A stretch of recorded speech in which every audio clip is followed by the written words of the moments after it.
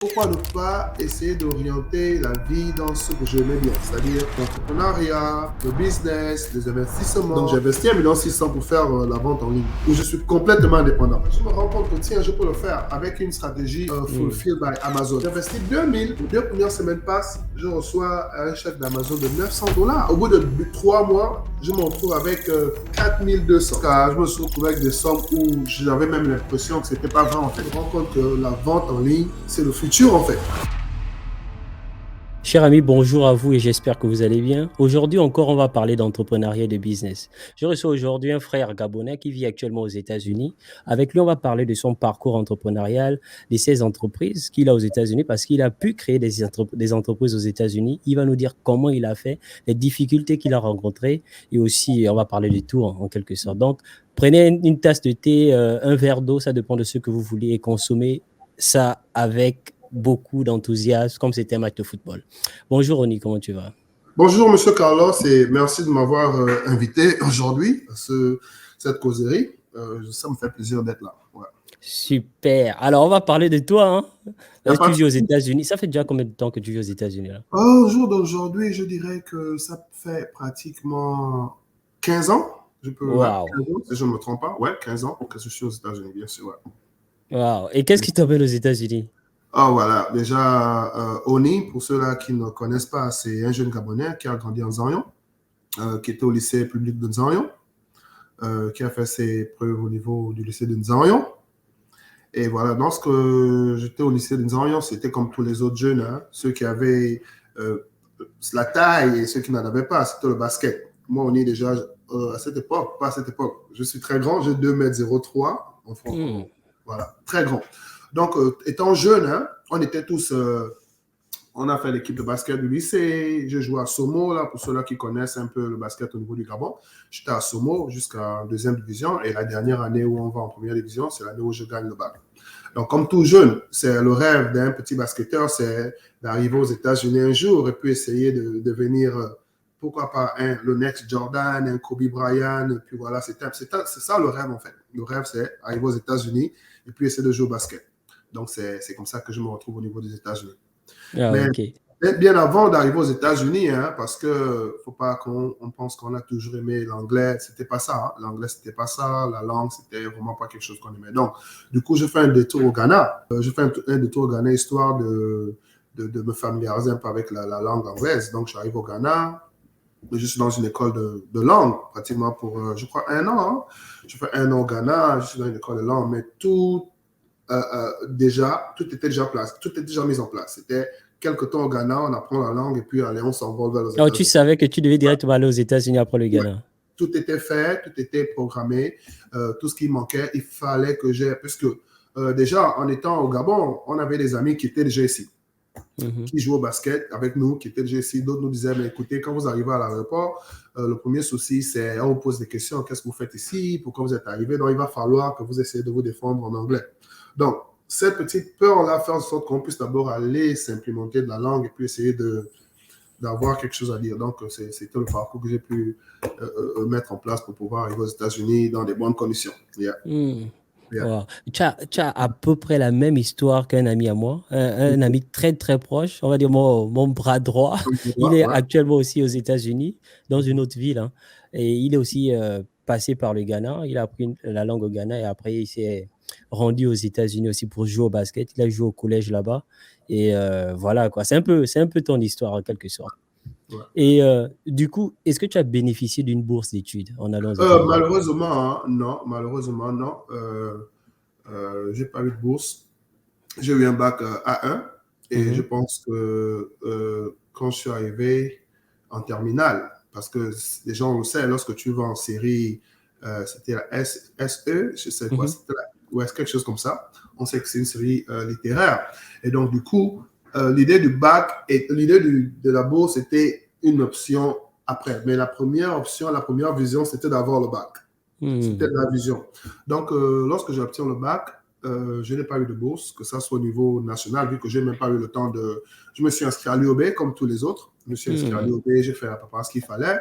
Et tout ça, c'était le temps d'attendre que le passeport soit prêt, puisqu'on n'avait pas le passeport quand on était au lycée. Donc, une fois que le passeport est arrivé, Je pense que j'ai fait 2 mois à l'UOB et puis je me suis retrouvé au Ghana sans bourse et puis voilà, je suis aux États-Unis sans bourse. Rien du tout. Ok. Et comment ça s'est passé ton premier jour aux États-Unis? Qui t'a accueilli à l'aéroport? Ça, c'est vraiment une bonne question. En fait, l'idée de venir aux États-Unis a toujours été quelque chose qui a motivé beaucoup de personnes, hein, mais le plus important, c'était d'avoir quelqu'un de très sûr, pas un ami ou une connaissance en ligne, non. Il fallait avoir un ami très sûr. Moi, j'avais une presque sœur. Quand j'ai dit une presque sœur, je ne sais pas si je peux me permettre de citer son nom, hein. C'était ma voisine au pays. On était ensemble, on vivait ensemble. Ma maison était à gauche, sa maison était à droite. Elle arrive aux États-Unis, je pense, quelques années avant moi, je crois 2 ou 3 ans, peut-être même 4 avant moi. Donc, quand je prépare mon voyage pour les États-Unis, je suis en contact direct avec elle. Et c'est beaucoup plus facile parce que c'est pas, elle n'était pas pour moi un inconnu ou bien une relation en ligne où il va falloir négocier quoi que ce soit. Non, c'était une presque sœur. Je lui ai dit, écoute, Frangine, j'arrive. Moi, voici mon billet, voici mon idée, voici ce que je fais. Et puis, quand je suis arrivé, elle était là pour moi et je n'ai pas connu autant de difficultés, hein, parce que parfois, lorsque tu n'as personne qui t'accueille, tu n'as personne sur qui tu peux te reposer, hein, parce que peu importe la manière dont on se prépare à l'étranger, on n'est toujours pas chez soi. Mais, ouais, j'avais cette frangine là qui était déjà là, donc du coup, c'était trop facile. Et du coup, elle était dans la même ville que toi? Dans la même ville, elle était à Maryland qui est à 2 minutes d'ici. Pratiquement, c'est la même chose. C'est juste une petite ville dans une autre ville, pratiquement à Washington. Donc, je suis arrivé.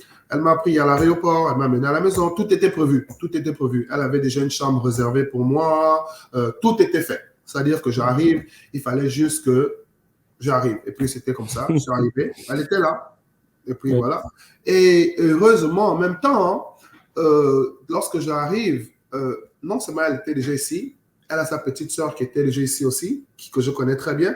Elle a aussi un de ses amis qui était déjà ici, qui est en même temps aussi mon ami. Donc, j'arrive, je retrouve directement une famille dans une autre famille. Et autour de ça aussi, comme je disais tout à l'heure au début, que je joue au basket, j'ai quelques basketteurs qui étaient déjà ici dans quelques villes. J'avais pratiquement 5 ou 6 amis qui jouent au basket avec nous au pays, des compétitions au pays qui étaient déjà ici. Donc, du coup, je me suis retrouvé juste dans une famille que j'avais déjà. Hein. C'était pas trop calvaire. Alors, tu es arrivé aux États-Unis, tu as commencé les études dans une université là-bas, je suppose. Ouais. Et tu as aussi joué au basket là-bas? Directement, ouais. Tu as joué un peu de basket. Raconte-nous un peu l'histoire. Donc, quand j'arrive, je reviens du Ghana. Donc, je me rends compte que c'est vrai que c'est en langue anglaise, hein, mais il y a des petites, on appelle ça comment, il y a des petites variations, en fait. Il y a des petites expressions qu'on utilise en anglais au Ghana parce qu'ils ont été colonisés par l'Angleterre. Donc, ils ont un anglais qui est pratiquement de l'Angleterre. Et aux États-Unis, ils ont des expressions qui sont typiques américaines. Donc, j'arrive, par exemple, quelque chose de banal comme l'ascenseur. L'ascenseur. Voilà, l'ascenseur qu'on appelle partout dans le monde, hein, que ce soit au Ghana, au Nigeria, en Angleterre, on appelle ça le lift. Donc, aux États-Unis, ils appellent ça elevator. Okay. Donc, des petites choses comme ça. Ils ont leur expression, ils ont leur manière de parler. Donc, cette petite orientation, il fallait jauger, il fallait remettre tout à la pendule, tout à l'heure, essayer de faire en sorte que les choses puissent équivaloir à celles qu'elles devraient. Donc, je vais à l'école, je vais directement m'inscrire à l'université. Je me souviens, je suis à DC, je suis à District of Columbia. On appelle ça UDC, University of District of Columbia. Comme DC, qui signifie District of Columbia. Exactement. Donc, le Washington DC, là, c'est District of Columbia. District of Columbia, exactement. Okay. Voilà. Et donc, leur université, c'est University of District of Columbia. Simplement, on peut dire Université DC, hein, pour ceux-là qui non, l'université de Washington, c'est ça? De Washington. Donc, j'arrive là. Je suis là comme ça, et puis je me dis, bon, tiens. Mais le souci, c'est qu'est-ce qu'il fallait étudier. Parce que... donc, depuis le Gabon, tu ne savais pas encore ce que tu devais étudier à l'université? Rien du tout. Je n'avais aucune idée. Ce qui t'emmène aux États-Unis, c'est le basket ou c'est les études? C'est l'idée. L'idée, c'est...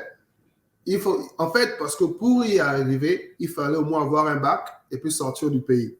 Donc, l'idée, c'est il faut avoir le bac, il faut avoir le bac, il faut avoir le bac, il faut avoir le bac. Donc, j'ai le bac. J'arrive à l'université de DC. Je suis là comme ça, je me pose des questions. Qu'est-ce qu'il faut étudier?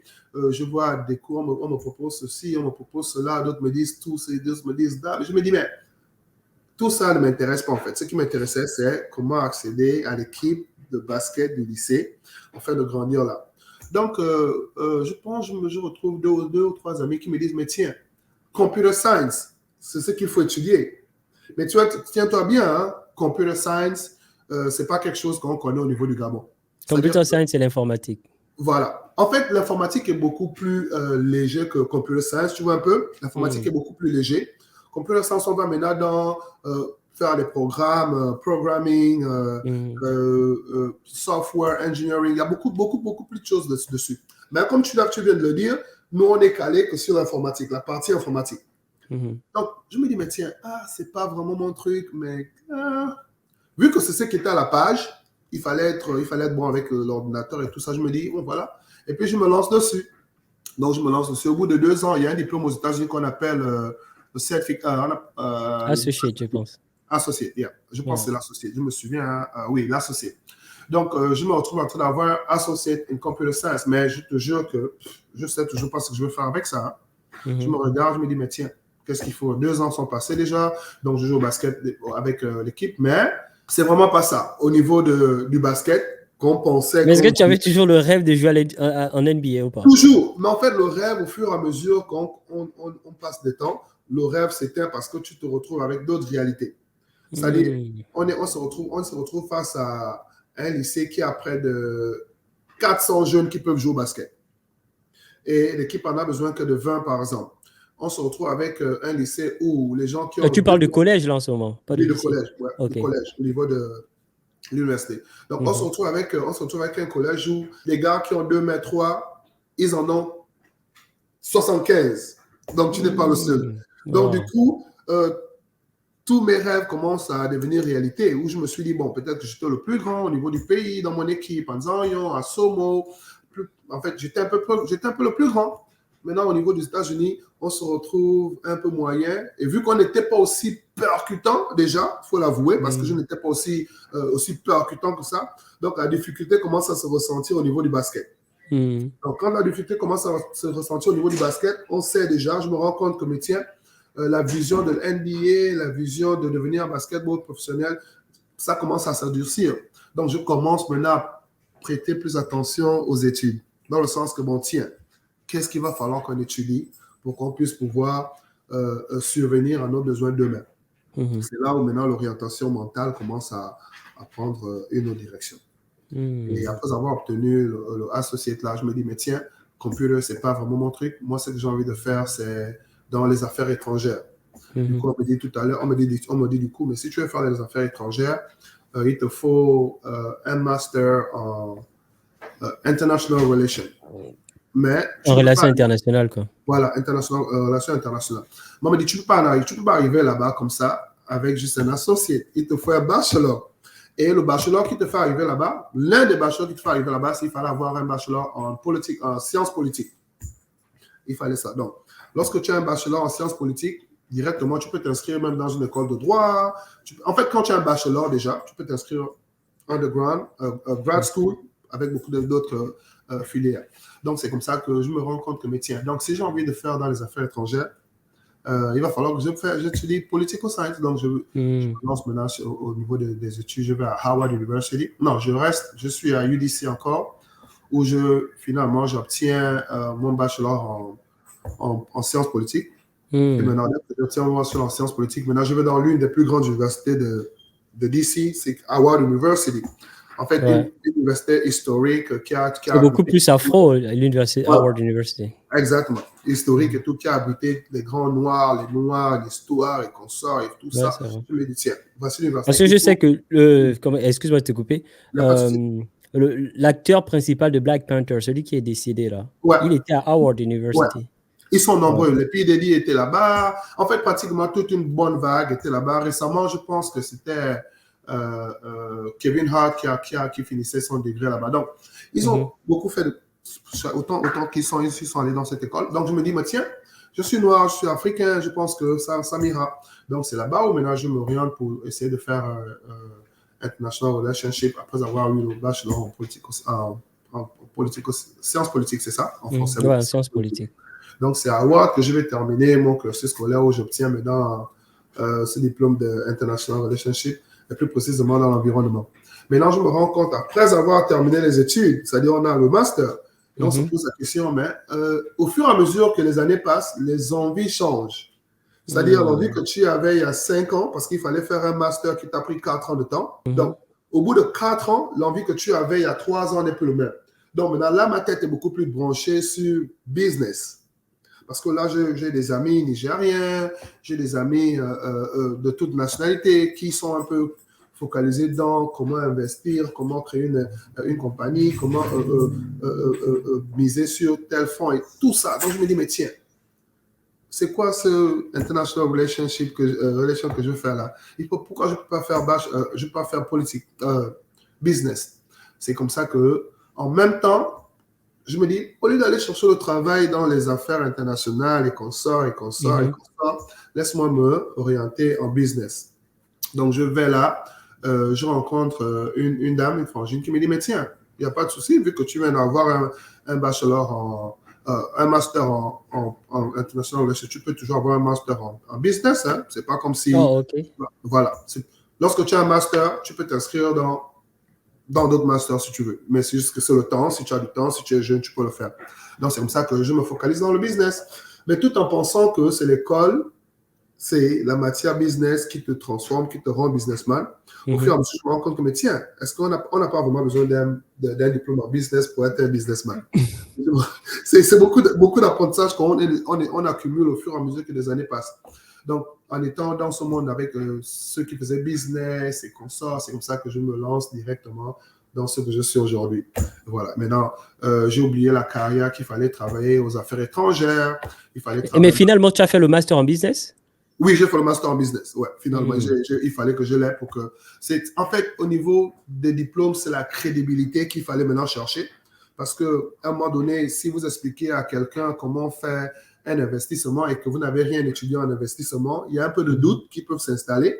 Donc, au fur et à mesure que j'étais avec des amis qui faisaient business, il y avait ce petit souci de ne pas avoir au moins un diplôme dans ce que vous dans le domaine dans lequel vous expliquez. Donc, il fallait que j'ai cette crédibilité, il fallait que j'ai cette reconnaissance, mais je ne veux pas mentir que c'est pour éviter que certaines se mettent dans l'idée que pour être un businessman, il faut avoir un degré en business. Non. Ça n'a rien à voir. Mais c'est juste que j'avais besoin d'une crédibilité. Non seulement je suis un Africain et puis j'étais un francophone qui nageait dans un monde anglophone. Donc, il fallait que j'ai quelque chose de plus que ceux-là qui sont même au niveau qui sont anglophones. Donc, c'est comme ça que je me suis mis dessus. Et voilà, quoi. Et au jour d'aujourd'hui, c'est ce qui a fait moi, c'est que je suis. Et après tes études, qu'est-ce que tu fais? Après l'obtention comme tout le monde, je trouve le travail. J'ai un travail, ça fait pratiquement 7 ans. Hein. Je pense que ça fait 7 ans que je travaille dans ma boîte, que je tairai le nom pour ne pas faire de publicité gratuite à la boîte. Donc, je trouve le travail dans ma boîte. Et puis voilà, quoi. Je suis là, je travaille comme tout le monde. Mais tout en ayant cette idée de vouloir être un businessman et en même temps, essayer d'éviter que l'on te donne l'étiquette d'être entrepreneur. Parce que moi, je suis un gros fan de l'expression le paraître. Peut-être vous aurez l'occasion de comprendre ça. Le paraître, c'est quelqu'un qui prétend être dans quelque chose qui n'est réellement pas. Est-ce que vous comprenez ce que je veux dire? C'est-à-dire, tout le monde vous donne, c'est pratiquement pour moi, je peux parler du paraître lorsqu'on parle du basket. C'est-à-dire, quand vous me voyez en route, vous pouvez penser que voici un basketteur, ce qu'il fait, ce n'est que du basket. Ça, c'est la partie paraître de Oni. Mais en réalité, je ne suis pas un basketteur professionnel. Est-ce que vous voyez un peu de quoi je parle? Donc, je me suis dit, mais tiens, pourquoi ne pas essayer d'orienter la vie dans ce que j'aimais bien, c'est-à-dire l'entrepreneuriat, le business, les investissements et tout ça. Et c'est comme ça que je me lance dans un premier business, un deuxième business, un troisième, et puis ainsi de suite. Est-ce que tu te rappelles de ton premier business? Oui. Et de combien tu as investi dans ton premier business? Ouais, je me souviens, le tout premier business que je fais lorsque j'arrive au niveau où je me retrouve avec des sous, mon premier business que j'ai avec un ami qui me conseille. L'ami me conseille d'être... en fait, c'est un peu du commerce, il faut expliquer de manière simple. C'est un peu du commerce. Il m'explique des méthodes, comment revendre certains articles sur Facebook, sur certaines applications. Il m'explique, vu que tu te souviens que j'avais fait Computer Science dans mes toutes premières années, donc j'avais quand même l'idée comment créer un software, comment créer une page, comment créer toutes ces choses-là. Donc, je me crée une page où je vends les articles sur cette page-là. Mais ne sachant pas mais qui viendra sur cette page, je ne suis connu de personne. Donc, j'ai mon propre website, et voilà, on vend certaines choses là-bas. Et c'est comme ça, c'est le tout premier business. J'ai pratiquement investi $3,000 à cette époque-là. Si je ne me trompe pas, on était dans les 1,5 million par là, si les choses n'ont pas tellement changé. Ouais, on était à 1,5 million, 1,6 million. Donc, j'ai investi 1,6 million pour faire la vente en ligne, où je suis complètement indépendant. 1,6 million, je me retrouve là pratiquement où j'ai l'impression que les choses tournent en rond en fait. C'est-à-dire, j'ai investi 1,6 million, mais je ne vois rien en retour. C'est-à-dire, tu as 1,6 million que tu investis, tu refais 1,6 million et tu investis encore les mêmes 1,6 million, 1,6 million revient et tu investis les 1 million. C'est-à-dire, tu tournes que sur du surplace sans comprendre pourquoi c'était comme ça. En fait, je savais pourquoi c'était comme ça. Je pensais que je pouvais me faire un nom aussi rapidement, aussi bien que n'importe quel artiste ou n'importe quel businessman qui a une page. Et donc, après ce business, je me rends compte que pourquoi essayer d'utiliser mon nom moi-même. C'est-à-dire que si tout de suite, Carlos, si je vous dis que j'ai un stylo Oni, je ne vois pas pourquoi vous prendrez un stylo Oni à la place d'un stylo Bic. Bic, vous voyez un peu ce que je veux dire? Bic existe. Donc, du coup, Bic a beaucoup plus de crédibilité qu'un stylo Oni. Donc, je me dis, bon, si c'est dans ce sens-là, vu que je l'ai compris aussi en business, donc je me cache derrière une grosse page connue. C'est là la naissance de mon deuxième business. Une très grosse page connue qui est aujourd'hui Amazon. Donc, oui, qui est aujourd'hui Amazon. Wow. Ça, c'est... À cette époque, Amazon n'était pas encore Amazon. Amazon était déjà Amazon, mais pas connu comme aujourd'hui. Voilà, je veux dire, pas tel qu'on la connaît maintenant. Voilà. Okay. Et à cette époque-là, tout le monde savait que Amazon, tu vas acheter quelque chose, tu vas sur Amazon, tu achètes. Mais personne ne savait ou personne n'avait prêté attention que tout ce qu'on achetait sur Amazon n'appartenait pas aux propriétaires d'Amazon. C'était des commerçants qui venaient vendre leurs produits sur Amazon, ce qui est le cas toujours aujourd'hui. Donc, Amazon, c'est juste, de manière physique, disons, c'est un site de mise en relation en quelque sorte. Voilà, c'est un entrepôt, s'il faut même parler comme ça. Amazon, c'est juste un entrepôt où n'importe qui peut venir vendre sa marchandise. Mais lorsque cette marchandise est posée à l'intérieur de cet entrepôt, ça a le nom d'Amazon. Tout est couvert sous le parapluie d'Amazon. Mais Amazon n'appartient absolument à rien de tous ces produits-là parce que c'est des revendeurs.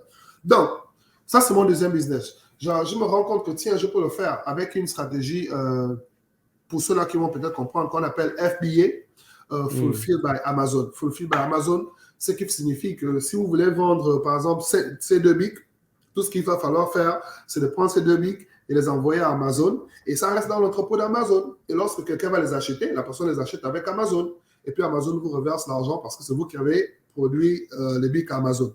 Et cette stratégie-là, ce que ça fait, c'est que si par exemple, toi, Carlos, tu jures que tu ne peux pas acheter un bic Oni à fabriquer, mais lorsque tu verras ce bic sur Amazon, tu ne sauras pas que c'est la fabrication d'Oni.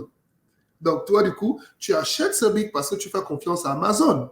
Est-ce que tu me suis? Tu te dis, bon, c'est un bic qui est sur Amazon, moi, je l'achète. Donc, du coup, tu achètes un bic sur Amazon, mais c'est Oni qui est derrière ce bic.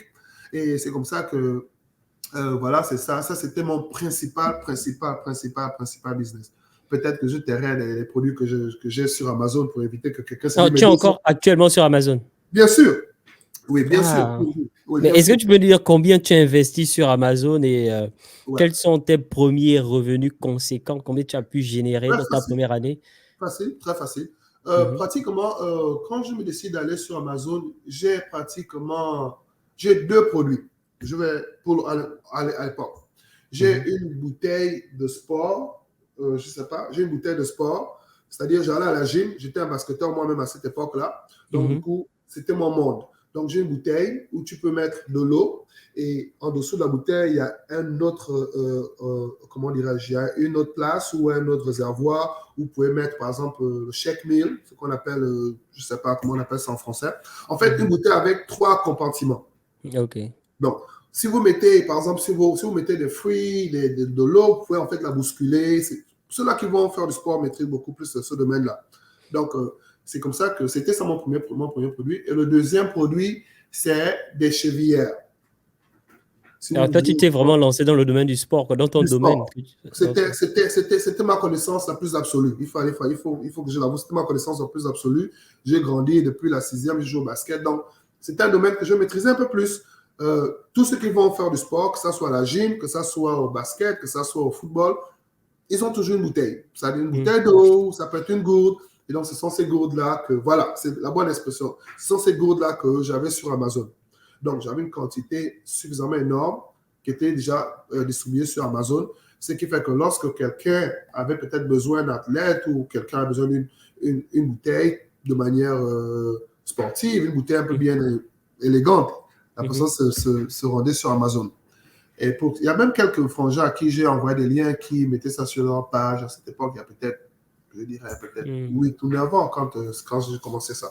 Donc, j'ai investi premièrement, je pense que c'était une somme de $2000. Le plus compliqué, il fallait, ceux-là, certains vont comprendre, avec Amazon, il fallait créer nous-mêmes le barcode. C'est-à-dire que chaque produit doit avoir un barcode. Et le barcode, tu peux le scanner et puis voir le prix de l'article. Il fallait créer ça. Et c'était quelque chose que je n'avais jamais fait. Il fallait créer des barcodes. C'était beaucoup plus technique que juste trouver un bic et puis juste donner à Amazon. Il fallait créer des barcodes. Il fallait faire de FBA. Il fallait avoir un inventaire bien détaillé. Il fallait expliquer tous les détails du produit vendu. Et c'était beaucoup long. Donc, j'ai investi $2000. Avec ces $2000-là, j'ai à la fois quelqu'un qui m'a montrer comment il fallait faire des barcodes, quelqu'un qui m'a aidé comment il fallait faire de l'inventory repertorial, quelqu'un qui m'a montré comment il fallait faire la description de... C'était pas gratuit, je suppose. Non, c'était pas gratuit. C'était pas gratuit. Même jusqu'au jour d'aujourd'hui, par exemple, Carlos, si tu décides de vendre ce bic, tout ce que tu peux dire, c'est « j'ai un bic à vendre » et puis c'est tout. Mais sur Amazon, il fallait décrire le bic, qu'est-ce qui fait que de ce bic différent d'un autre bic qu'Amazon, un autre stylo qu'Amazon peut vendre. Et quelle est la spécialité de ce stylo, par exemple. Tout ça, il fallait donner ces descriptions-là. Donc, j'ai investi 2000 pour être un peu long story short. J'ai investi 2000. Et puis, au bout de... Il y a une petite chose que je vais souligner ici. Lorsque vous envoyez toute la marchandise sur Amazon, vous envoyez une quantité, je dirais une bonne quantité. Maintenant, Amazon vous envoie les revenus chaque 2 semaines. À chaque fois que quelqu'un achète vos produits, vous avez une notification dans votre téléphone que quelqu'un vient d'acheter un produit. Et puis, toutes les 2 semaines, Amazon vous renvoie ce qui a été vendu au courant de ces 2 semaines. Donc, les 2 premières semaines passent, je reçois un chèque d'Amazon de $900. Je suis aux anges. Jamais. J'ai eu un business aussi de manière simple et tactique, juste qui fonctionne. Donc, je reçois mon premier chèque avec Amazon de $900. Je me dis, mais tiens, ça c'est parce que la quantité que j'avais là-bas pouvait me rapporter $1000. Donc, si je reçois $900, c'est beaucoup, c'est bien ça. Donc, du coup, à l'instant, je me dis, tiens, ça marche. Et je me relance 2 ou 3 fois plus gros que la première quantité envoyée à Amazon. Tu as augmenté ta capacité. Oui, j'augmente la capacité de production. Donc, j'ai investi les 2000. Dans les 2000, je peux peut-être dire qu'on avait une bonne... j'avais peut-être le produit lui-même, la marchandise elle-même pouvait peut-être faire 1200 et puis les 800 c'était dans d'autres informations qu'il fallait couvrir. Donc, genre la formation. 1200 produits, 800 formations. Ouais, ce qu'il fallait. Ouais. Donc, au bout de 3 mois, je me retrouve avec 4200, c'est-à-dire après le premier $900 de 2 semaines, 2 semaines qui suivent, je continue à me retrouver avec $1100 et 2 semaines qui suivent. Donc, au bout de 2 mois, c'est-à-dire au bout de 4 paiements, environ, 2 semaines, 2 semaines, 2 semaines, 2 semaines, au bout de 4 paiements, je me retrouve avec 4200. Je me rends compte que là, j'ai investi 2000 et puis je me retrouve avec 4200 et j'ai encore, disons, 5 à 6 produits disponibles sur Amazon. Je me dis, tiens, ça, c'est le business qu'il fallait. Et ainsi de suite. Et là, je me lance, j'ajoute des genouillères, j'ajoute d'autres produits que je tairai le nom ici. Et j'ajoute même des trucs qui n'ont rien à voir avec le basket. Et puis, je me retrouve à une période, jusqu'à, disons même, il y a 2 ans, je me retrouve avec une douzaine de produits sur Amazon. Et lorsque tu as une douzaine de produits sur Amazon comme ça, est-ce que tu les vends sur une seule boutique ou sur plusieurs boutiques? Non, Comment ça se passe? ouais, ça, c'est chez une seule boutique, mais cette boutique-là a 12 produits. Ok, Voilà, j'ai une je seule comprends. boutique sur Amazon, mais cette boutique a 12 produits. Maintenant, comment ça se passe sur Amazon? Disons, si on parle des livres, Mhm. il y a 15 autres vendeurs qui vendent les livres. Donc, il y aura 15 boutiques de livres. Et donc, c'est dans ces 15 boutiques de livres-là que ma boutique aussi sera placée. Donc, je serai peut-être la 16e boutique de livres. Si on parle de stylos, il y a 20 boutiques de stylos. Donc, ma boutique en fait partie. C'est toi la centrale. Maintenant, tu as beaucoup de tentacules qui sont des produits, en fait. Ok. Donc, En fait, je ouais. pose la question parce que si, par exemple, toi, tu es dans le domaine du sport, avant tu vendais des genouillères, comme tu dis, et des gourdes, si toi, tu décidais de vendre un produit qui n'a rien à voir avec le sport, est-ce qu'à ce moment-là, tu devrais créer une autre boutique? Non, rien à faire. C'était, en fait, la manière dont ça marche sur Amazon, lorsque tu crées une boutique, c'est ton identité. Hein, disons, c'est Oni. C'est moi qui ai une boutique sur Amazon. Point final. Maintenant, avec la boutique que j'ai, c'est ce qui me donne juste l'accès à apporter mes produits là-bas.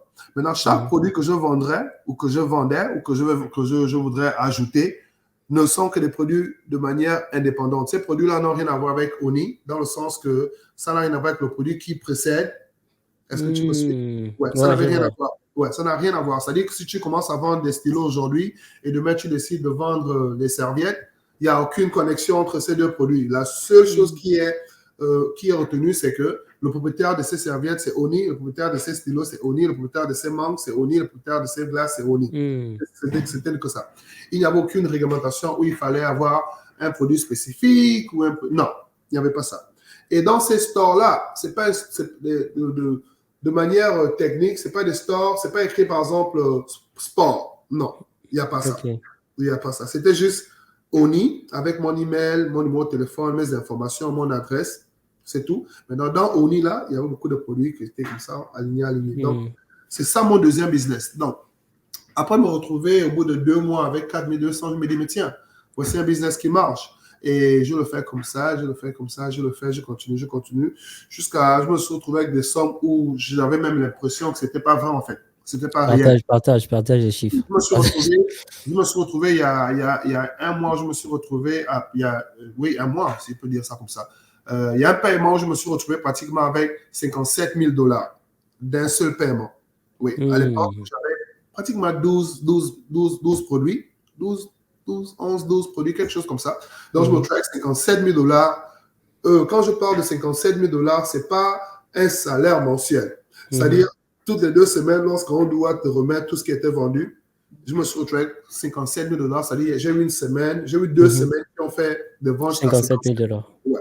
Donc, tu te rends compte que si tu reçois une somme comme ça, pas pour manquer de respect à mon travail qui est ma vie, c'était pas comparable en fait. Ouais, je comprends. C'était pas comparable. Donc, je me retrouve avec ça et je me dis, mais tiens, waouh, mais sans oublier que ça, c'est un paiement qui vient de tomber. Il y a un autre paiement qui arrive encore dans 2 semaines. Et il y a un paiement qui a précédé ce paiement de c'est-à-dire que je pouvais avoir pratiquement 17 000 les 2 semaines-là, et ensuite 57 000 les 2 semaines qui suivent, ensuite encore un autre 30 000 les semaines. Donc, ça a commencé à pleuvoir comme ça. Et je me suis rendu compte que voilà, et c'est ça le business idéal. Donc, quand je me retrouve dans ce business-là, je le fais, et puis je commence à en parler à certains frangins. Ceux qui sont dans le business, ceux qui font dans l'investissement, ils vous diront, lorsque vous investissez quelque part, il y a des risques au départ, et si vous emmenez quelqu'un et que cette personne commence déjà par un risque, il y a de fortes chances que cette personne ne revienne plus. Voilà. Donc, si moi je dis à quelqu'un aujourd'hui que, écoute, j'ai fait ça sur Amazon, j'ai eu 57 000 $, viens faire, et puis la personne arrive, la personne perd 3 000, ou elle vient. C'est compliqué, mais il peut tout de suite abandonner, quoi. Voilà, tu m'as dit qu'il y avait 57 000, mais comment se fait-il que moi je viens de perdre 3 000 depuis, il n'y a rien qui se passe? Donc, j'ai parlé à quelques frangins qui ont, honnêtement, avec mon aide, je ne vais pas mentir, je ne vais pas le cacher ici, avec mon aide, qui ont choisi des produits, qui l'ont fait. Ça n'a pas vraiment aussi marché que ça. C'est aussi dû au fait qu'il y a des produits qui sont indispensables. C'est-à-dire, peu importe ce qu'on a, on a besoin de ces produits-là au quotidien. Donc, J'ai jamais arrêté, jamais arrêté. Bon, je pense même que mon tout dernier produit, le tout dernier produit, et c'était quelque chose qui n'avait rien à voir avec moi. Rien à voir avec moi. Je pense que j'ai même mon tout dernier produit ici. Mhm. Ce truc-là, ça c'est mon tout dernier. Oh, Ring Light. Ouais, tout dernier produit sur Amazon. Donc, je me suis dit, mais tiens, tout le monde est, avec l'arrivée du Covid et tout ça, tout le monde fait des vidéos, tout le monde fait des... Oh non, qu'est-ce que j'ai touché ici? Désolé. Ouais. Je me suis dit, tout le monde fait des vidéos, tout le monde fait des lives, tout le monde fait des stories. Pourquoi pas me lancer? Donc, ça, c'est mon dernier produit que je viens de présenter aux gens comme ça. Et je l'ai mis sur Amazon. Et puis, jusqu'au jour d'aujourd'hui, on continue à se faire plaisir là-dessus. Ça, Ok. c'était l'histoire de mon premier business. Mhm. Donc, Et tu as certainement un second business, mais avant de passer à ton second business, dis-moi un peu, quel est le plus gros chèque que tu as reçu d'Amazon? je pense que le plus gros chèque que j'ai reçu d'Amazon, c'était en novembre dernier. C'est récent. Novembre dernier. Je pense que le plus gros chèque d'Amazon. Et je pense que ce chèque était de pratiquement, je crois 73 000 $. 73, 73 000 $. 72 800, quelque chose comme ça. 72 800, quelque chose comme Ok. ça. Ouais. Alors ça, c'est intéressant. Mais est-ce que tu recommandes aux gens de se lancer encore sur Amazon? Ou est-ce que c'est saturé là? Non, C'est plus le moment de se lancer. non, Qu'est-ce que tu c'est dis? Amazon. Amazon ne peut pas être saturé. C'est la première plateforme mondiale, hein, Mhm. commerce. C'est vrai que d'autres viendront te dire que mais il y a Alibaba Mark Express, il y a ceci, il y Mhm. a cela. Bon, chacun vit dans un pays où il est peut-être beaucoup plus influencé par la plateforme commerciale de son pays. Tu vois un peu ce que je Mhm. dis? Ceux qui sont en Asie parleront d'Alibaba, d'autres parleront de eBay, d'autres parleront d'autres, beaucoup plusieurs formes de vente. Mais Amazon reste cette plateforme-là, disons, qui est au bon endroit, à la bonne génération. Il y a beaucoup de pays qui ne sont pas à l'heure même de l'achat en ligne, en fait. C'est-à-dire qu'on le fait au Gabon, on le fait en Chine, on le fait au Congo, on le fait partout. Mais aux États-Unis, vide de ça, en fait. Il faut qu'on l'avoue. C'est-à-dire que Mhm. l'Allemagne ne consomme pas aussi beaucoup en ligne que les États-Unis. La Mhm. France ne le fait pas aussi gros que les États-Unis, en fait. Donc Et les pourtant, États-Unis, c'est vraiment un gros marché, en fait. c'est vraiment le plus gros marché en ligne, en ligne, en fait. Et toi, tu vends qu'aux États-Unis? Non, c'est-à-dire que Amazon, dont je suis commerçant, c'est externe jusqu'au Canada. Hmm. Ouais, c'est-à-dire que si tu vas au Canada, tu vas sur Amazon, tu peux trouver mon produit là-bas et puis il va être livré. Mais je ne sais pas si c'est la même chose en France parce qu'on a un souci de langue entre .com et Mhm. .fr qui est beaucoup plus pour les Français et puis pour Mhm. l'Europe.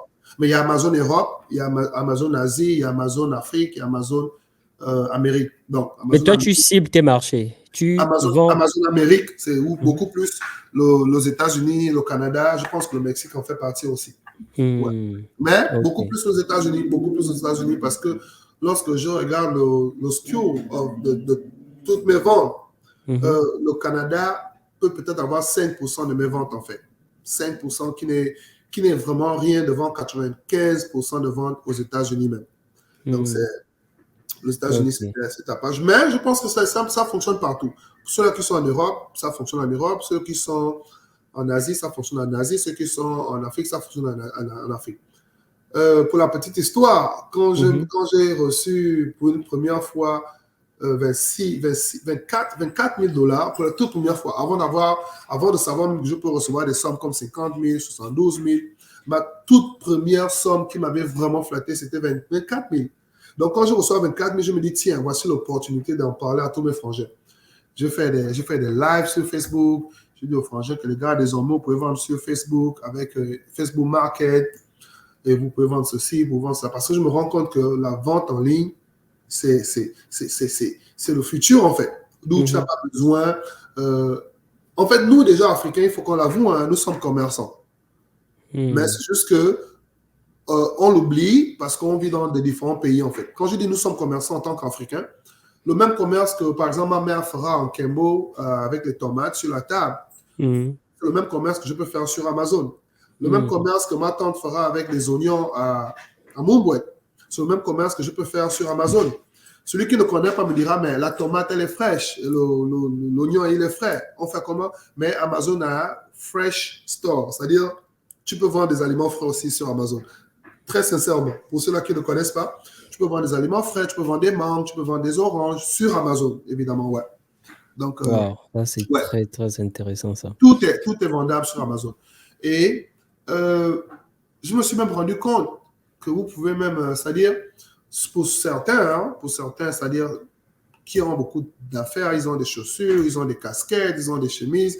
Après les avoir portées, ou bien pour ceux-là qui ne veulent pas porter une chemise 2 fois, ils ne veulent pas porter une casquette 100 fois, au lieu de les jeter, au lieu de les laisser garer à la maison, vous pouvez toujours les revendre encore sur Amazon. Il y a beaucoup de petites choses comme ça. Beaucoup de petites choses comme ça. Même sur Facebook Market, vous pouvez vous dire, bon, écoute, j'ai porté la robe là il y a 2 semaines, je ne vais plus la porter. Allez-vous la vendre sur Facebook Market et puis c'est tout. Voici des petites idées comme ça. Ouais. Et après Amazon, tu t'es du coup lancé dans quel business? Oui, du coup, quand je me mets sur Amazon, je me rends compte qu'Amazon, c'est l'idée, c'est le secret, c'est la vérité. Du coup, je me dis, tiens, est-ce qu'il ne faut pas essayer de grandir et faire un peu plus gros? Mais on ne laisse pas tomber quelque chose qui marche. Comme on dit chez nous, on ne change pas l'équipe qui gagne. Donc, je me dis, bon, je ne change rien sur Amazon, les choses restent les mêmes. Mais j'ai ma petite amie super intelligente. Elle aussi, elle m'aidait beaucoup. Elle était toujours avec moi. C'est elle qui me disait que voilà, pourquoi pas changer ce produit avec ce produit, pourquoi pas essayer ce livre, pourquoi pas faire ceci. C'est pas pour dire ici que tous les 12 produits, c'était des très grands produits. On avait peut-être 2 ou 3 produits qui avaient du mal à se vendre, comme tout business. Donc, elle était toujours là pour me dire, mais celui-là, ça fait 2 mois, on n'a même pas vendu un seul article, pourquoi ne pas changer ça avec, essayer, voilà, toutes ces choses-là, il fallait quelqu'un toujours essayer de m'aider. Donc, quand je quitte de là sur Amazon, je me dis, bon, tiens, on est là sur Amazon, c'est bien. Et la bonne chose avec Amazon, vous n'avez pas besoin du temps, vous n'avez pas besoin d'être là-bas, vous n'avez pas besoin d'être disponible, vous n'avez pas besoin de répondre à quelqu'un au téléphone, vous n'avez besoin de rien du tout.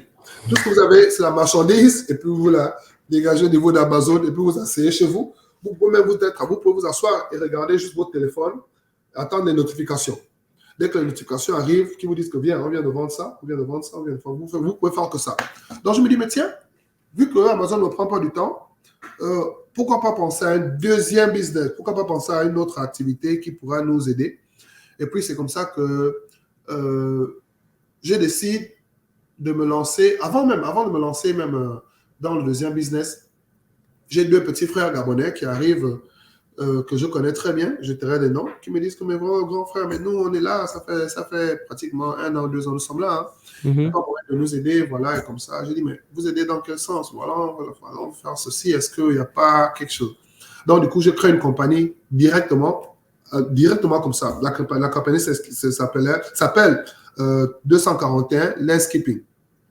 241 qui représente le Gabon. Landscaping, c'est l'entretien environnemental, c'est-à-dire l'espace vert, disons ça comme ça. Plus facile à expliquer, ouais. L'entretien environnemental de l'espace vert. Je crée la compagnie. Et puis, j'achète comme ça un gros bus, pas un bus, un van pour le transport des machines, des appareils, de tout ce qu'on a besoin pour la compagnie. Et puis, je me rends compte, et je donne la compagnie à 2 frangins gabonais. Je dis, bon, là, vous avez une compagnie, vous pouvez travailler, faire de l'argent, et puis voilà. Et puis, je me rends compte que je viens de créer une compagnie où j'ai 2 jeunes gabonais, et j'ai acheté un gros van. Je ne sais pas comment, si les vannes, si le mot van a une autre expression en français, hein, je ne sais pas. Je ne vois pas trop. Hein. Mais je vois que ce sont des petites voitures là, genre des petits bus, on va dire. Voilà, les petits bus qui sont vides là, pour pouvoir mettre de la marchandise. Du matériel, du matériel, oui. Donc, j'achète un truc comme ça. Donc, on a du coup d'où mettre la marchandise de notre business. Voilà, je crois que j'ai trouvé. C'est quelque chose comme ça. Ouais, je vois. Mais un peu de... Voilà. Ok, on voit. Voilà, quelque chose comme ça. Ouais, j'ai un gros truc comme ça. Donc, on met tout dans le van en question. Mais je suis là dans une dimension où je ne me pose pas la question, mais ce van va garer où en fait? Parce qu'on est aux États-Unis, hein, on n'est pas au Gabon, là où tu peux le garer n'importe où. Non, si tu le gardes n'importe où, on vient le soulever, puis c'est fini. Donc, du coup, je dis, oh, mais tiens, on a la compagnie qui existe. Il faut une direction. J'ai ma maison où je peux servir de direction à la compagnie, mais le van doit dormir quelque part. Du coup, je réfléchis. Après, je me rends, comme ça, chez moi, un bon matin, je suis assis, je regarde, comme tout le monde, sur Facebook, je vois maison à vendre avec 2 parkings. J'ai réfléchi, je dis, mais tiens, 2 parkings. Parking, c'est en français, n'est-ce pas? Oui. Oui, oui. Donc, avec 2 parkings, j'ai dit, mais tiens, je suis à la recherche d'un parking où on peut garer ce van-là. Si je pouvais acheter cette maison qui vient avec ces 2 parkings, ce sera gagner l'avance. Donc, la maison peut nous servir d'office et les 2 parkings peuvent servir de garer le van en question. Du coup, j'achète la maison. Je achète la maison. Donc, j'achète la maison et du coup, on a là déjà un business de manière bien physique, je peux parler comme ça, hein. Un business physique palpable. On a une maison, on a un bus qui est garé devant la maison, et puis voilà, lorsque on a un contrat d'espace vert, les petits vont travailler, et puis voilà, le business tourne, et puis jusqu'à aujourd'hui, le business continue à faire ses pas. Et aujourd'hui, tu as combien d'employés dans ce business-là? Les deux petits sont toujours les mêmes. On n'a pas ajouté un troisième. En fait, à un moment donné, les petits ont ajouté un de leurs amis. Ils étaient 3. À un moment donné, ils étaient 3, je pense bien.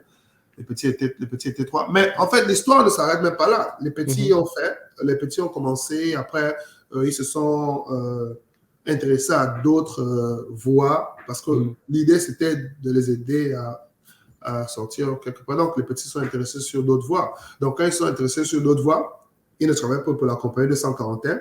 Donc, du coup, j'ai trouvé trois autres petits qui pouvaient, pas petits, j'ai embauché 3 autres personnes qui pouvaient travailler pour la compagnie. Et puis, la compagnie continue. Et puis, c'est là. Donc, on se retrouve à la fin, maintenant là, avec, je me retrouve à la fin avec une maison que j'ai achetée parce qu'il fallait qu'on trouve un bus pour garer la compagnie. Une maison que j'ai achetée, qui est évidemment aussi en location. Et puis, je me retrouve avec une compagnie de 241, service d'espace vert qui tourne en même temps. Donc, les bureaux de l'entreprise ne sont plus dans la maison?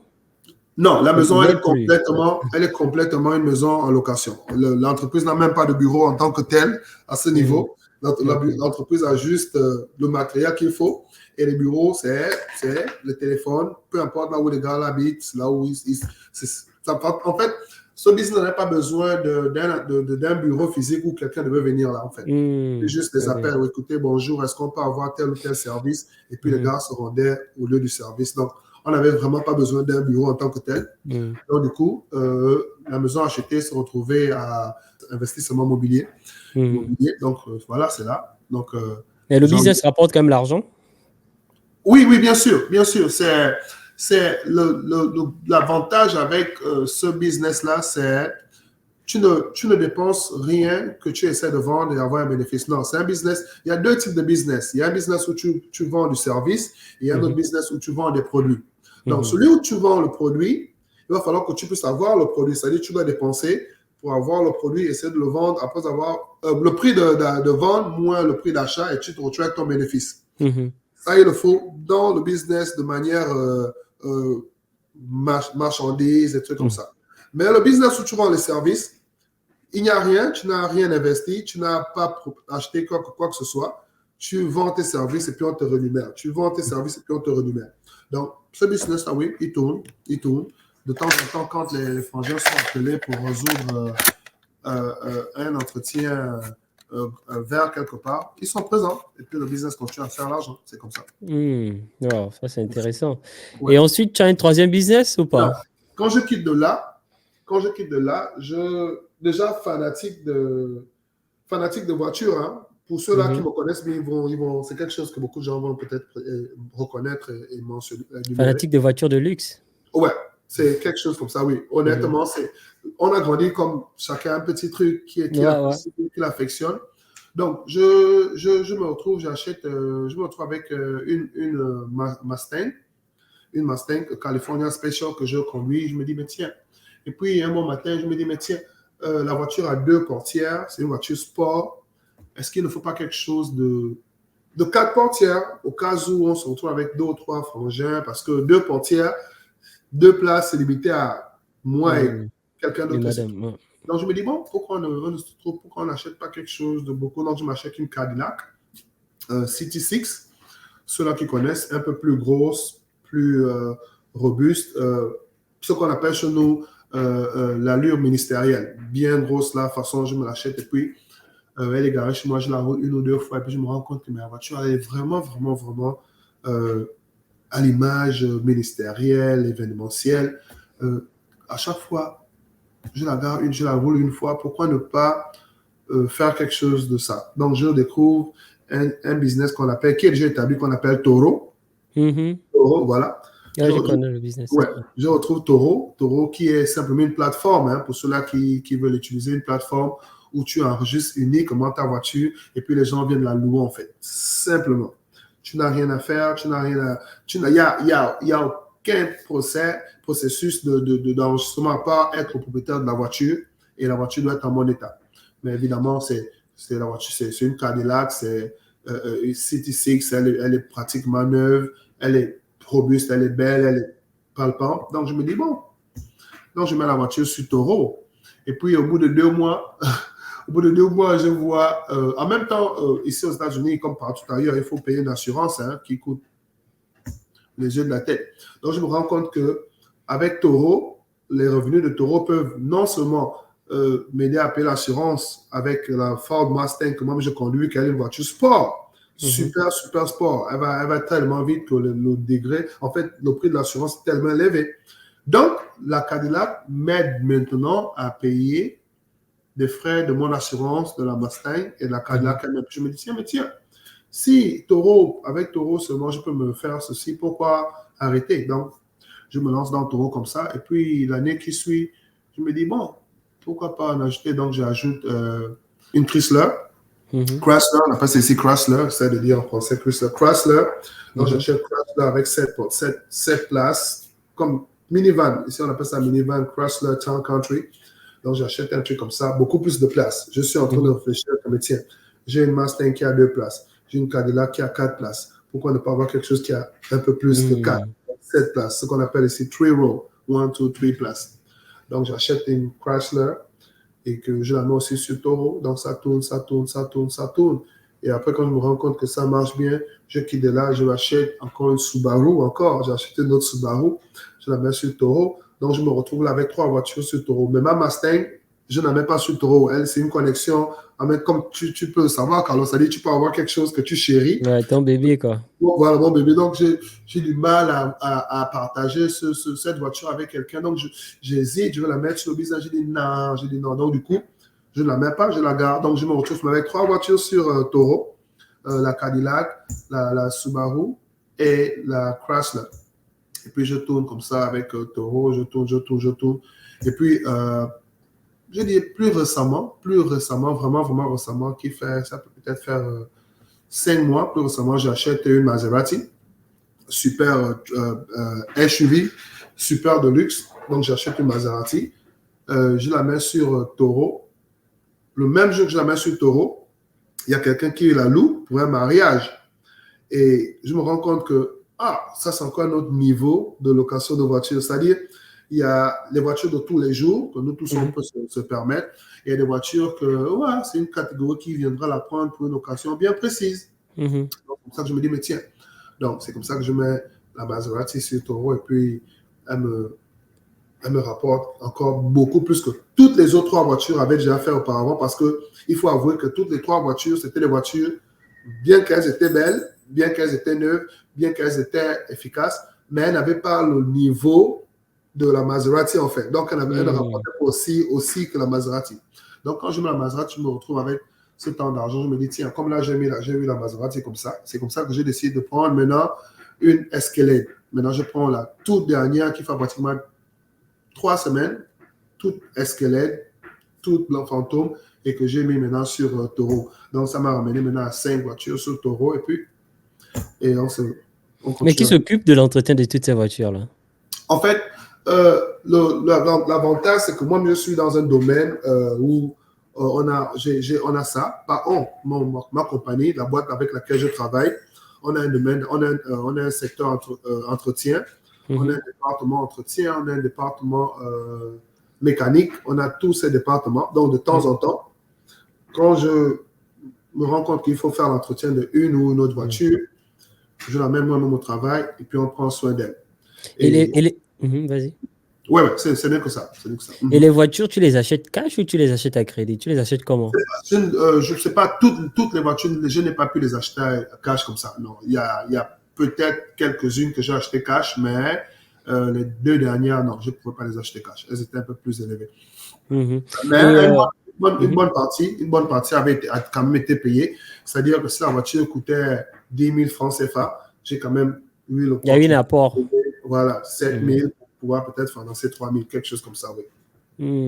Ok. Donc, est-ce que le business Toro, est-ce que ça paye? Ça te rapporte quand même beaucoup d'argent ou pas? Oui, le business avec Toro, c'est pour moi, c'est quelque chose de beaucoup plus simple que n'importe qui peut faire. C'est quelque chose qui ne demande rien. Si tu n'as qu'une voiture, tu le fais avec une voiture. Si tu as deux, tu le fais avec 2 voitures. Moi, je connais un ami à moi, un de mes amis, petit frère à moi, ami, qui vit à Atlanta. J'ai parlé avec qui j'ai discuté. J'ai dit, écoute, si tu veux faire Toro, comme tu le fais si bien, voilà, comme ça qu'il faut faire. Et puis, au jour d'aujourd'hui, il peut peut-être avoir 15 voitures, un Gabonais. Sur Toro. Il peut avoir 15 voitures sur Toro. Je te laisse son nom. S'il m'écoute et s'il a l'occasion de tomber sur cette vidéo, il saura que c'est celui dont je parle. Il peut avoir 15 voitures. Et je me souviens la dernière fois que j'étais à Atlanta avec lui, on discutait. Je pense qu'il avait 3 ou 4. Je dis, mais Toro, c'est bien tout ce qu'il faut faire quand tu as un petit revenu. Tu ajoutes. Donc, il s'est lancé sérieusement sur Toro. Oui, il était déjà dessus. C'est pas comme si c'était moi qui l'ai présenté Toro. Non, c'est juste qu'on en avait parlé. Et puis, je lui ai dit, oui, lance-toi. C'est juste que si tu investis 2 voitures, tu auras le revenu de 2 voitures. Si tu investis 4 voitures, tu as le revenu de 4 voitures. Si tu investis 6 voitures, tu as le revenu de 6 voitures. Donc, celui qui investit celui qui investit une voiture ne peut pas avoir le même revenu que celui qui investit 3 ou 4 voitures. Donc, c'est là où l'investissement est beaucoup plus différent. Ouais. Et au jour d'aujourd'hui, je pense qu'il a 15. Ouais, comme ça. Wow, ok. Et pour essayer un peu de comprendre comment Toro fonctionne, on suppose que j'achète une voiture. Une voiture, on va dire une Maserati, comme tu l'as si bien faite. Ça peut te rapporter combien en une location? Ouais, c'est une très bonne question. C'est comme je disais tout à l'heure, il y a voiture et voiture. Pas pour avec prétention aucune que j'essaie d'expliquer sur frangin. Il y a voiture et voiture. C'est-à-dire quand je mets ma Chrysler sur Toro, on loue ma Chrysler pratiquement à $70 la journée. Ça, c'est ma Chrysler. C'est-à-dire quelqu'un qui veut prendre la Chrysler, il veut la prendre. Le plus souvent, Toro, c'est 2, 3, 4 jours, 2, 3, 4 jours. Donc, si quelqu'un prend ma Chrysler sur Toro, $70, mais tu veux pas 4 jours, voici le revenu après que Toro ait pris les frais de ceci, l'assurance et qu'on sort. Et voici ce que ça peut donner pour ceux qui font les calculs. Maintenant, lorsque c'est ma Maserati, par exemple, qui est sur Toro, la Maserati, on la loue pratiquement à 400 à $500 la journée. Ce qui est beaucoup différent de la Chrysler. Voilà pourquoi je disais tout à l'heure, il y a voiture et voiture, sans prétention aucune. Donc, si quelqu'un prend ma Maserati pour 5 jours, à raison de 400. En fait, il y a d'autres Maserati en ligne que tu peux trouver à $500, d'autres que tu peux trouver en ligne à 550. Moi, j'ai mis la mienne à $400 pour essayer d'avoir un meilleur prix parce que je connais le business. C'est juste une manière de plus attirer le monde et le regard vers moi. Donc, quand je mets la mienne à $400, lorsque le gars qui l'a prise, par exemple, la dernière fois pour son mariage, il a pris la voiture pratiquement pour 6 jours. Donc, je me retrouve à $400 multiplié par 6, que ceux-là qui font les maths, c'est 22, c'est ça, non? 22, 12, ouais, 24. Donc, dans les 24, 2400 là, Toro prendra pratiquement, je dirais peut-être $500. Parce que les $500 que Toro prendra, il y a pratiquement $300 d'assurance, il y a $200 de fee de ceci, il y a 200 de ça. Donc, au bout de ces 6 jours-là, Toro va me reverser $1 900. Ça, c'est pour ma Maserati. Donc, un seul client qui la loue, par exemple, 5 jours, 6 jours comme ça, je me retrouve avec 1 900. Juste comme ça. Je peux me retrouver avec 1900. Et maintenant, si c'est quelqu'un qui loue la Chrysler ou bien la Subaru, je peux me retrouver pratiquement avec 400, 300 dollars. Mais c'est comme je disais récemment, le business sur Toro, ça dépend de quelle voiture que vous avez dessus. Bon, il y a d'autres, en fonction de leurs moyens, ils mettent des voitures qui sont beaucoup plus modestes, en fait, beaucoup plus simples, qui peuvent rapporter 50, 50, 50, 50, 50 dollars. Maintenant, si tu te retrouves avec 5 ou 10 voitures de 50 dollars, on parle de 500 dollars à la fin, en fait. C'est-à-dire, c'est juste la manière avec laquelle tu peux arriver à une destination qui n'est pas forcément la même que celle que les autres arrivent avec. Tu vois un peu? C'est-à-dire que d'autres vont arriver à Paris en première classe, d'autres vont arriver en économie, d'autres vont arriver en business. Mais vous en arrivez tous. Juste que celui qui est en première classe descendra de l'avion un peu plus tôt, ou il va monter dans l'avion un peu plus tôt, mais c'est juste que ce n'est que ça. Wow, ça c'est super. Du coup, après Toro, est-ce que tu as encore un autre business? Oui, après Toro, lorsque je me mets sur Toro maintenant, c'est là où je viens maintenant récemment acheter la nouvelle maison dans laquelle je vis là, que j'ai acheté il y a pratiquement 2 mois. Donc, j'achète la dernière nouvelle maison là. Je me rends compte que il me fallait maintenant, parce que je me retrouve avec 5 voitures sur Toro, il fallait maintenant que je puisse avoir quelque part où garder ces voitures. Donc, j'achète une maison, il y a un espace pratiquement derrière qui n'est pas aménagé, que j'ai pratiquement construit tout un garage où je peux garer toutes les voitures de Toro. Donc, récemment, c'est ce qui a été fait. J'ai construit tout un garage derrière et en même temps, je fais une esplanade où on a pratiquement de la grillade. En fait, on a du barbecue, on a une TV qui, en ce moment, je suis en train de vouloir expérimenter un autre business. C'est un autre business d'entertainment. C'est pas un bar, on appelle ça, c'est quelque chose, c'est des retrouvailles. C'est un coin où les gens peuvent se retrouver, discuter de manière tranquille, où ils ont un écran plat, ils peuvent griller un peu de ce qu'ils veulent, histoire de discuter autour d'une table, parler de voitures, parler de business. C'est ça mon prochain mouvement. C'est-à-dire avoir pour ceux qui sont à un niveau un peu plus élevé que moi, ils parlent de rencontres. Ça, pour les riches, ils se rencontrent, ils disent, bon, les gars, retrouvons-nous dans tel pays, ils se retrouvent à 5, ils discutent business. C'est quelque chose que je vais essayer de faire, mais au niveau modeste que nous sommes, que je suis, je vais retrouver 3, 4, 5 businessmen, on s'assoit, on discute, on voit ce qu'on peut faire pour demain. C'est un peu ça. Ça, c'est mon dernier bébé. Ouais. Wow, ça c'est super. Tu as vraiment parcouru. Tu as fait du bon chemin, on va dire ça comme ça. Ça, c'est vraiment un bon chemin. C'est vraiment inspirant ce que tu nous racontes là, de basketteur à businessman. Et est-ce que tu as. Ça, c'est ton dernier projet que tu as. Ouais, ça, c'est le tout dernier projet. Bon, je parlerai peut-être, juste comme ça, pour faire un big up à un groupe. Bon, récemment, peut-être c'est ça, celui-là le dernier, où je me suis associé avec 4 autres Gabonais. On a créé un groupe qu'on appelle Valide, que nous sommes en train de mettre, nous avons déjà mis en place, qui a déjà des produits. Récemment, on a envoyé une bonne quantité d'appareils électroniques au niveau du Gabon. Hein. Et moi, j'étais au Gabon la dernière fois pour 1 jour. Je suis allé au Gabon, j'ai fait 1 jour. Tu es allé au Gabon pour 1 jour, c'est vraiment luxueux ça. Récemment, j'étais au Gabon, j'ai fait 1 jour. Je suis arrivé au Gabon le 7 et je suis retourné le 8. Waouh, j'ai jamais entendu ça. Ouais, c'était prévu. Et c'était récemment. Hein, c'était récemment. Okay. Ouais, c'était là en décembre, là. Je pense. Ceux qui étaient aux États-Unis le 7, je suis arrivé au Gabon, je crois, le 8 ou le 9. Et puis le lendemain, je suis retourné. Parce que j'allais normalement ailleurs, mais il fallait que je dépose d'abord ce courrier au Gabon, cette valise, cette marchandise, parce qu'il fallait bien que cette marchandise arrive au Gabon. Donc, je suis allé au Gabon, j'ai fait 1 jour en question. J'ai déposé les 2 sacs de marchandises électroniques que je venais d'en parler. Donc, c'est un peu ça. Nous avons créé une structure qui tente ou qui a pour objectif montrer aux Gabonais qu'on peut être ensemble, on peut travailler ensemble, on peut faire tout ensemble. C'est l'idée même derrière tout ça. L'idée, c'est pas de montrer un ONI qui a tel business, c'est pas de montrer un Oni qui a acheté ceci, qui a acheté cela. Ça donne toujours l'impression qu'on est prétentieux ou bien on est égoïste. Donc, on a voulu créer quelque chose de manière gabonitude, si je peux me permettre de dire ça comme ça. Où on a un Gabonais qui vit à Maryland, Oni qui vit à DC, une Gabonaise qui vit à Atlanta, un autre Gabonais qui vit au Texas, un autre qui vit à Houston. Donc, histoire de, en groupe comme ça, créer quelque chose dont les Gabonais parleront. Et c'est ce groupe-là, peut-être que tu entendras parler de ce groupe dans peut-être quelques mois, ou dans quelques semaines, dans quelques années. Et le groupe, c'est Valide, où on veut mettre notre nom sur la plaque, en fait, du business gabonais. C'est ça le projet. C'est un projet